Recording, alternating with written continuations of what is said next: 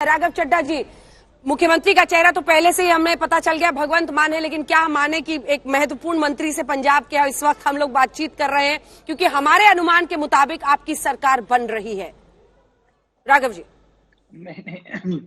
नहीं, मेरी जिम्मेदारी सिर्फ इलेक्शन लड़वाने तक की थी और कोई जिम्मेदारी मुझे नहीं दी गई है।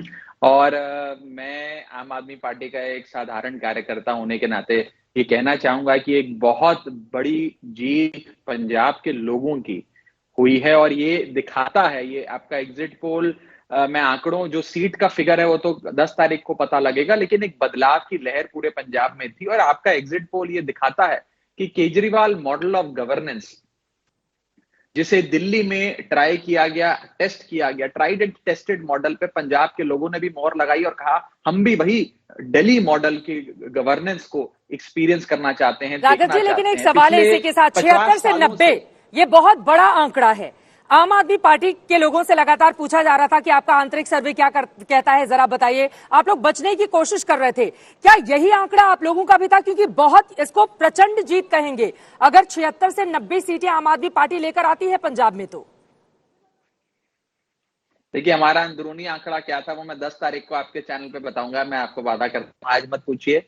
लेकिन ये बात मैं जरूर कहना चाहूंगा कि अगर आम आदमी पार्टी पंजाब जीतती है, जो आज आपके एग्जिट पोल से नजर आ रहा है, उससे 2-3 चीजें साफ तौर पे सिद्ध हो जाती हैं। पहली चीज, केजरीवाल मॉडल ऑफ गवर्नेंस को स्वागत किया है दिल्ली के बाहर के एक और सूबे ने, यानी कि पंजाब ने। दूसरी चीज, आम आदमी पार्टी या फिर राघव एक काउंटर क्वेश्चन है, सबसे केजरीवाल मॉडल ऑफ गवर्नेंस या जो कांग्रेस मॉडल ऑफ इनफाइटिंग थी उसके खिलाफ वोट हुआ? देखिए अंजना जी, इलेक्शन कई मुद्दों पे होता है। मेरा अपना सेंस है, मैं करीब 1.25 साल ग्राउंड पे था पंजाब में अपनी पार्टी की ओर से सह प्रभारी के तौर पे।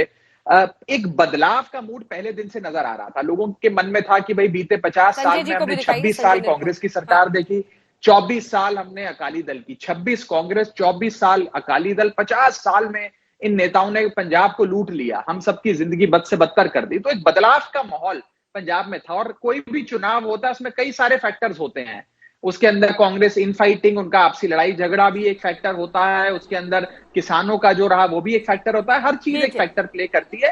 लेकिन मोटे मोटे तौर पे जो मुझे नजर आ रहा है इंदिरा जी, वो ये है कि आजाद भारत के इतिहास में सबसे ज्यादा स्पीड पे, फास्टेस्ट स्पीड पे बढ़ने वाली पार्टी है आम आदमी पार्टी, जो आज एक राष्ट्रीय स्तर पे, संजय जी से कमेंट मुझे लेंगे, त्रिवेदी जी। ठीक है, त्रिवेदी जी का कमेंट। सोशल मीडिया पर चल रहा है कि behind the scene real power centre Raghav Chadha. हाँ बिल्कुल, और आपने मंत्री का मुझे बताया कि भगवंत मान। अरे त्रिवेदी जी, आप यकीन नहीं करिएगा, जब पंचायत हम लोग कर रहे थे पंजाब में, चंडीगढ़ में, तो चन्नी साहब भी, जिसे देखिए वो अपनी बात भूलकर पहले राघव जी पर ही फोकस करता था और राघव चड्ढा की ही बातें वहां पर स्टेज पर हम लोग 3-3, 4-4 मिनट तक करते थे।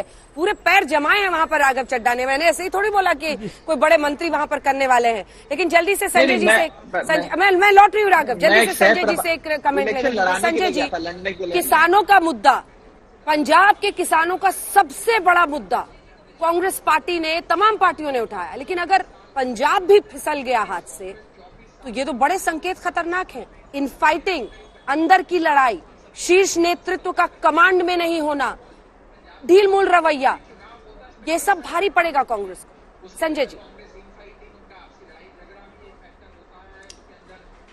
ठीक है, अभी तो ये एक अनुमान है और इस अनुमान के आधार पर कोई बहुत बड़ा स्टेटमेंट या वक्तव्य नहीं दिया जा सकता। लेकिन हाँ, मैंने प्रारंभ में ही कहा कि आम आदमी पार्टी एक तगड़ा मुकाबला दे रही थी और मुकाबले में थी, बहुत मजबूती से थी, खुद वो जमीन पर हमको दिख रहा था।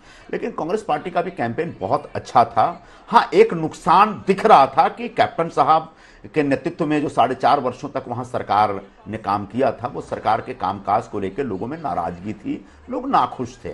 अब वो नाखुश इतने बड़े पैमाने पे थे, इतने बड़े पैमाने पे वोटों में तब्दील हो जाएगा, वो ट्रांसलेट हो जाएगा, ये हमको अंदाजा नहीं, अभी भी अंदाजा नहीं है। लेकिन ठीक है, फोड़ने की कोशिश आप निरुपम साहब जरूर कर रहे हैं कैप्टन पे, लेकिन वो भी ठीक से नहीं हो पा रहा है। ठीक, जल्दी से संजय जी ये बताइए, आपने कैप्टन साहब पर कहा कैप्टन साहब की सरकार का काम ठीक नहीं था, जबकि पंचायत चुनावों में कांग्रेस ने स्वीप किया था कैप्टन साहब के नेतृत्व में और आम आदमी पार्टी साफ हो गई थी, तो क्या वजह थी? देखो ऐसा ऐसा ऐसा है अग्निहोत्री जी कि ये पंचायत चुनाव में क्या मूड होता है, विधानसभा चुनाव में क्या मूड होता है, लोकसभा चुनाव में क्या मूड होता है, बिल्कुल सब अलग अलग होता है। कई स्टेट में आप विधानसभा चुनाव में सरकार बनाते थे, अगली बार जब लोकसभा चुनाव होता है तो सारी की सारी सीटों पर बीजेपी जीत जाती है। तो कई चुनावों को एक नजरिए से एक पलड़े पर नहीं रखा जा सकता।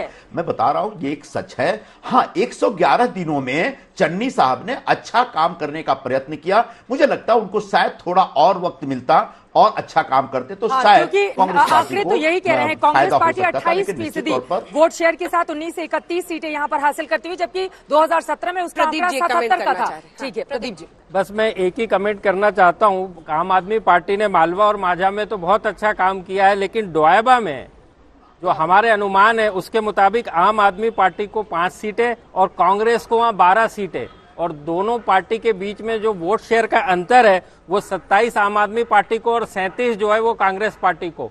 तो ऐसा क्या हुआ कि डोएबा में आम आदमी पार्टी मैं कहूं कुछ भी नहीं कर पाई और मालवा में सब कुछ कर गई। तो शायद संजय जी बता सवाल पूछ लेते हैं। राघव जी, पिछली बार भी आपका मालवा का प्रदर्शन शानदार था और इस बार तो 69 में से 63 सीटें, लेकिन जो सवाल यहाँ पर अनुमान, जो सवाल यहाँ पर प्रदीप गुप्ता जी की ओर से किया गया है उस पर आपका जवाब चाहिए।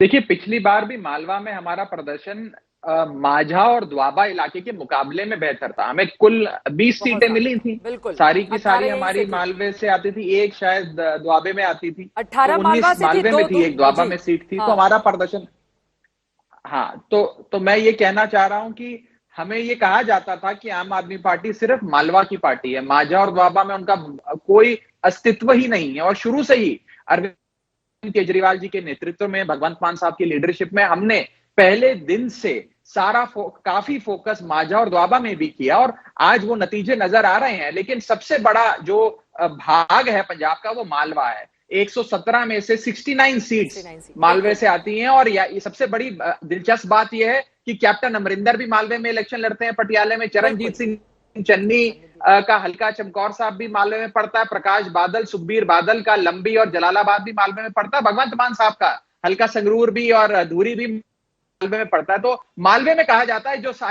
मैक्सिमम सीटें ले जाता है सरकार उसकी बनती है। और आज कहीं ना कहीं आपका एग्जिट पोल दिखा रहा है कि मालवे में तो लगभग सारी सीटें हमारे दर्शकों के लिए बताइए, आखिर वो कौन सी वजह रही कि मालवा में तमाम बड़े नेता अलग अलग पार्टियों के आते हैं, उसके बावजूद वहां पर भगवंत मान का, अरविंद केजरीवाल का जादू चल गया?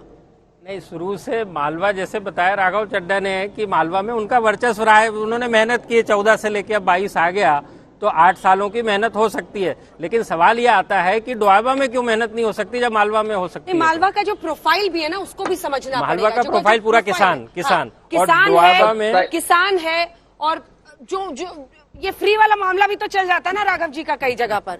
अब मैं बोलूंगी फिर वो गुस्सा जाएंगे, लेकिन वो फ्री वाला मॉडल जो आपने सबको अब सिखा दिया है, अब आम आदमी पार्टी इसमें, लेकिन सबको आपने वो लत लगा दी है, अब सबने खून चख लिया इसका कि फ्री वाला माप ऑफर कीजिए और फिर आपको लोग मिल जाते हैं।